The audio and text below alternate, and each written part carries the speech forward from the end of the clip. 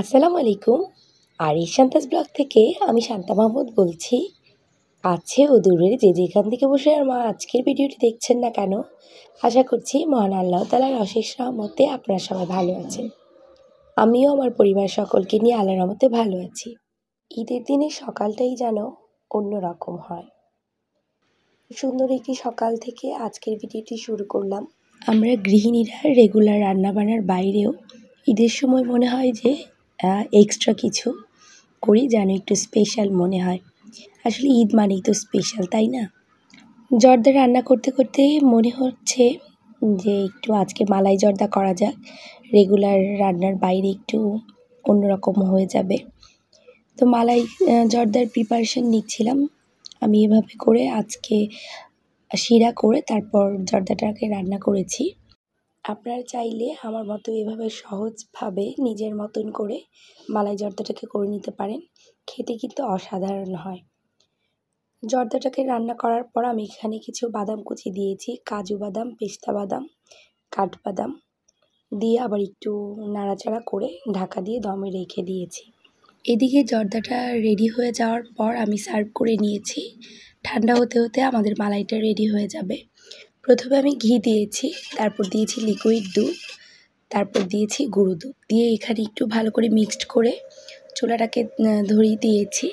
এখন কিছুক্ষণ নেড়ে চেড়ে দুধটা ঘন হয়ে যাওয়ার পর মালাইটা আমাদের রেডি হয়ে যাবে। তো এই তো আমাদের মালাইটা রেডি হয়ে গেছে। এখন আমি এটাকে আবার ঠান্ডা হওয়ার জন্য রেখে দেব। মালাইটাকে সাইড করে রেখে এখানে আমি ফিরনির জন্যে দুধটাকে ঢেলে নিয়েছি। মালাইটা পুরোপুরি ঠান্ডা হয়ে যাওয়ার পর আমি জর্দার উপরে ছড়িয়ে দিয়েছি। তার উপর কিছু বাদাম কুচি দিয়ে এভাবে করে সাজিয়ে নিয়েছি। দেখতেও ভালো লাগবে, খেতেও ভালো লাগবে।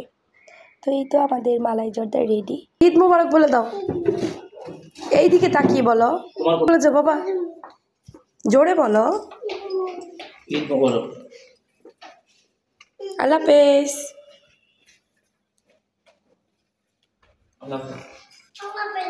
আল্লাহ হাফেজ বাবা।